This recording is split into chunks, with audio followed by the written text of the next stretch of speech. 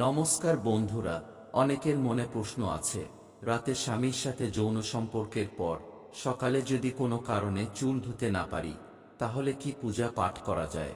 আর যদি চুল না ধুয়ে পূজা পাঠ করি, তাহলে কি পাপ হবে? অর্থাৎ রাতের যৌন সম্পর্কের পর সকালে স্নান করলেন কিন্তু চুল ধুতে পারলেন না, এই অবস্থায় পূজা করা যাবে কিনা, সেই প্রশ্নের উত্তর জানতে চলেছি আজকের ভিডিওতে। এ বিষয়ে আমাদের শাস্ত্রে কি বলা হয়েছে বিস্তারিত আলোচনা করবা। এই বিষয় নিয়ে আমার ভিডিও বানাতে বা আপনাদের শুনতে সংকোচ লাগবে ঠিকই, কিন্তু সব মা বোনেদের এই নিয়ম জানা জরুরি, কেননা আমাদের হিন্দু শাস্ত্রে মহিলাদের নিয়ে অনেক কিছু নিয়ম দেওয়া হয়েছে। মঙ্গলবার চুল ধোয়া উচিত নয়, বৃহস্পতিবার চুল ধোয়া উচিত নয়, যার একটি সন্তান তার সোমবার চুল ধোয়া উচিত নয়, কেউ কেউ শনিবারও চুল তুলতে মানা করেন, অমাবস্যাতেও মহিলাদের চুল ধোয়া যায় না। এমন অনেক নিয়ম আপনি শুনে থাকবেন। এছাড়াও ঘরের কাজকর্ম ও পূজা পাঠের ব্যাপারেও মহিলাদের নিয়ে প্রচুর নিয়ম রয়েছে। কিন্তু জানেন কি, মহিলাদের নিয়ে এত নিয়ম কেন করা হয়েছে? তার কারণ পুরুষদের তুলনায় মহিলাদের একটি বেশি অঙ্গ রয়েছে, অর্থাৎ এক্সট্রা একটি বডি পার্ট রয়েছে, তা হলো গর্ভাশয়। তারা গর্ভধারণ করতে পারে। তাছাড়া মহিলাদের উপর ভর করে এই সংসার টিকে আছে, এই সৃষ্টিও মহিলাদের দ্বারাই এগিয়ে চলেছে, যা কোনো ছোট ব্যাপার নয়।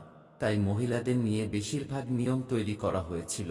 এই পরিস্থিতিতে যখন চুল ধোয়া নিয়ে এত নিয়ম রয়েছে, তাহলে এমনটা তো হতে পারে সকালে ঘুম থেকে উঠে আপনি স্নান করলেন, কিন্তু মঙ্গলবার, বৃহস্পতিবার বা শনিবার হওয়ায় চুল ধুতে পারলেন না, অথবা নতুন বিবাহিত দম্পতি প্রতিদিন শারীরিক সম্পর্ক করতে চায়, তাহলে কি তারা চুল ধুতে না পারলে কোনোদিন পূজা করতে পারবে না? প্রতিদিন তো আর চুল ধোয়া সম্ভব নয়, যেহেতু শাস্ত্রে বারণ করা হয়েছে, এবং শারীরিক অসুস্থতাও থাকতে পারে। আপনাকে জানিয়ে রাখি, এমনটা মোটেও না।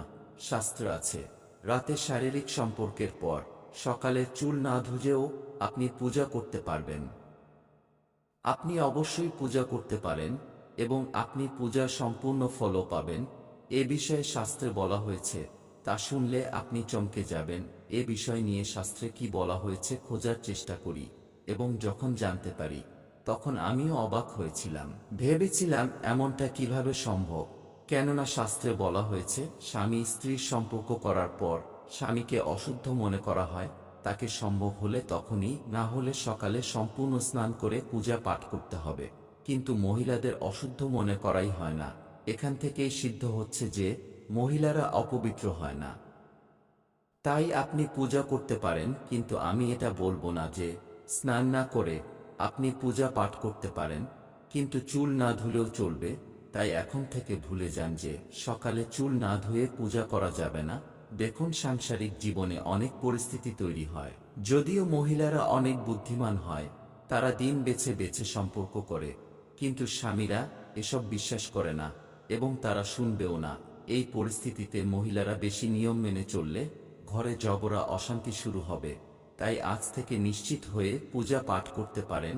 ভিডিওতে খারাপ শব্দ প্রয়োগ করার জন্য সব মা বোনেদের কাছে আমি ক্ষমা চাইছি। আর বন্ধুদের অনুরোধ, এই বিষয় নিয়ে কেউ খারাপ কমেন্ট করবে না। ভিডিওটি দেখার জন্য অসংখ্য ধন্যবাদ। ভালো লাগলে লাইক, কমেন্ট, শেয়ার করুন। অবশ্যই চ্যানেলটি সাবস্ক্রাইব করুন। ধন্যবাদ।